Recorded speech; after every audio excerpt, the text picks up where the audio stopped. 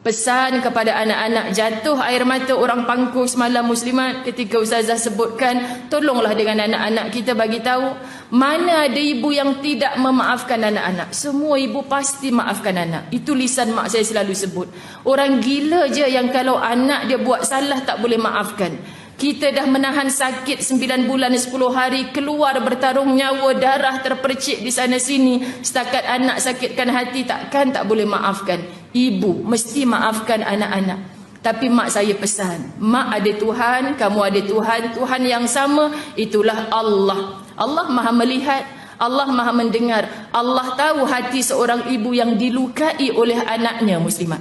Walaupun ibu memaafkan, kalau berulang kali buat salah, patut kita dipesan jangan jatuh dalam lubang yang sama. Maksudnya apa muslimat? Kalau dah sekali buat salah, mak maafkan, jangan ulang lagi. Kalau ulang lagi, yang darah mungkin jadi nanah, dirawat muslimat, tapi parutnya masih ada bengkak dalam hati ibu. Hati ibu yang bengkak kesakitan ini muslimat dipandang oleh Allah. Sakitnya dulu dibalas begini oleh anak. Sakit susah payahnya dulu dibeginikan oleh anak. Allah tidak redha kamu membegitukan hamba yang beriman, itulah ibu kamu.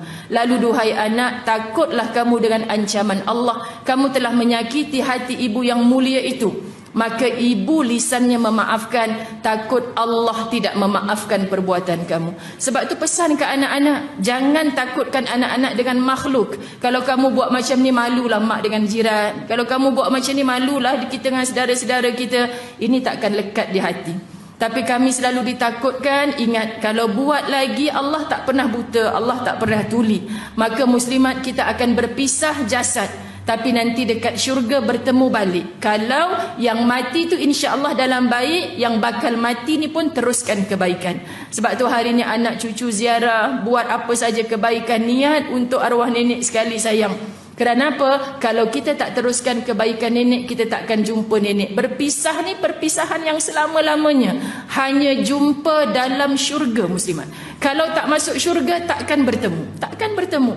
Sebab tu ibu jangan berhenti menasihat anak walaupun sedikit kecewa, belum mau diikut patuh lagi. Yakinlah mungkin setelah kita mati, baru anak-anak ni teringat dengan pesanan-pesanan mak. Baru nak jadi orang baik, berazam jadi baik, walau sempat sekejap je jadi baik, insya-Allah nanti bertemu dengan ibu yang baik itu di tempat yang paling baik, itulah syurga Allah. Tapi kalau kita rasa dah tebal dah ustazah tu, tak boleh nasihat lagi dah, silap ibu. Allah yang maha membolak-balikkan hati. Ini hati yang beginilah muslimat dirahmati Allah. Kita nak pelajari sungguh-sungguh supaya walau siapa kita nampak rendah, tak ada kemuliaan di dunia, tapi Allah muliakan kita saat mati kita. Mudah-mudahan seluruh yang mendengar pada hari ini muslimat mendapat manfaat untuk sisa-sisa kehidupan kita. Betul tak? Sisa. Kerana semua kita ni sedang dikepung oleh ajal. Sama ada saya dulu, seluruh yang mendengar ni pasti hari-hari ada kematian. Lagi-lagi menjelang Ramadan muslimat. Lagi nak Ramadan, lagi kerap kita mendengar kematian. Allah Tuhan tak sempat berramadan orang tu. Patutlah dulu kita disuruh berdoa, wahai Allah, andai Ramadan ini yang terakhir buatku, jadikan ia pembuka pintu syurgamu untukku. Hapuskan dosa-dosaku dengan Ramadan ini. Belum tentu muslimat. Sebab itu saya sebut di mana-mana dalam sebulan ni. Tolonglah, Syakban dah kita ni. Tolong perhatikan mana hutang puasa fidyah yang belum selesai. Masuk Ramadan betul-betul elok. Kerana apa kata Nabi? Hanya ada 4 golongan yang tidak akan dirahmati dalam bulan Ramadan yang penuh berkat. Ini saya ambil peluang untuk bagi tahu muslimat sebab kesian. Ada orang tak sabar-sabar nak Ramadan. Ustazah, hari ni 3 Syakban, kita tukar jadi 3 Ramadan. Boleh tak Ustazah? Ramadan sepanjang tahun pun tak apa. Sahabat-sahabat Nabi pun minta, Rasulullah, doamu tak pernah dihijab oleh Allah. Doalah minta Ramadan sepanjang tahun. Kalaulah Nabi angkat tangan doa begitu, muslimat, demam kita hari ni. Ramadan sepanjang tahun. Jadi muslimat dirahmati Allah, Nabi tak pernah bertindak ikut sahabat kata doalah biar Ramadan sepanjang tahun. Nabi bertindak ikut wahyu, bukan mengikut nafsu, bukan mengikut momokkan daripada pengikut-pengikutnya, bukan muslimat. Maka Ramadan hanya setahun sebulan sahaja dalam bulan Ramadan. Tidak akan dapat rahmat. Pertama, orang yang pemabuk, minum arak. InsyaAllah selamat belaka ni. Kan ada yang minum arak malam tadi? Ustazah ni biar betul. Tak ada. Tak ada muslimat. Kalau dulu pernah Ustazah sikit kita bertaubat dah. Mudah-mudahan Ramadan ini kita beroleh rahmat. Dua, tidak akan beroleh rahmat dalam Ramadan yang dijanjikan penuh rahmat. Semua layak dapat rahmat. Tapi orang ni tak dapat rahmat. Siapa? Derhaka kepada ibu dan ayah. Subhanallah muslimat. Derhaka kepada ibu dan ayah. Maka sebelum masuk Ramadan, bukan tunggu pagi Syawal, sebelum Ramadan bertemulah. Sebab tu biasa lazimi minggu-minggu akhir balik kampung. Sebab apa? Minggu depan nak Ramadan. Kalau boleh buka puasa pertama tu bersama dengan ibu dan ayah. Kerana apa? Muslimat nak ambil barakah. Satu hari ataupun malam pertama bersahur itu bersama ibu dan ayah. Sembang penuh kemuliaan. Mak, ingat tak dulu cik pernah sakitkan hati mak kan? Ampunkan mak, maafkan mak. Orang yang derhaka kepada ibu dan ayahnya tidak akan dirahmati dalam bulan Ramadan. Nak panjang lagi ni, banyak muslimat orang Pangku dapat rezeki semalam ni. 1 jam bab orang yang tidak dapat rahmat Ramadan saja. Yang ketiga, muslimat dirahmati Allah, orang yang putuskan silaturahim.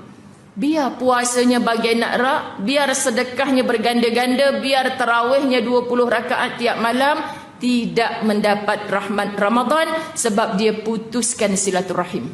Cek kita muslimat. Mana yang kita pernah, Allah Ustazah saya tak bertegur dengan jiran 3 tahun.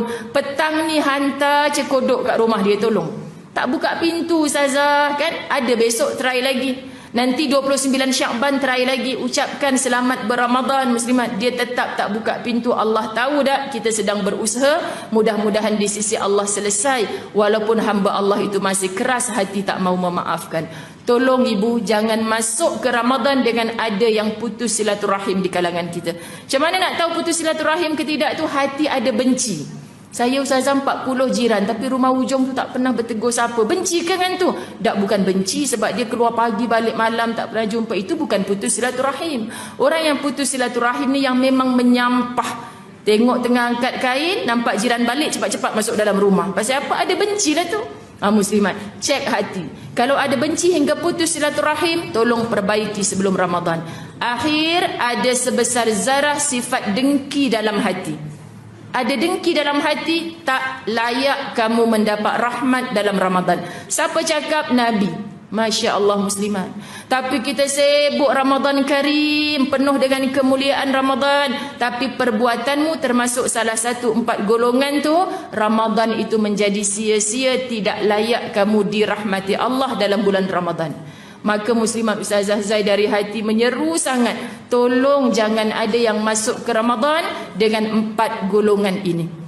Macam mana susah payah usahakan untuk clear dalam Syakban ni. Masuk Ramadan kita tersenyum, bukan zahirnya saja tapi hati kita penuh ketenangan.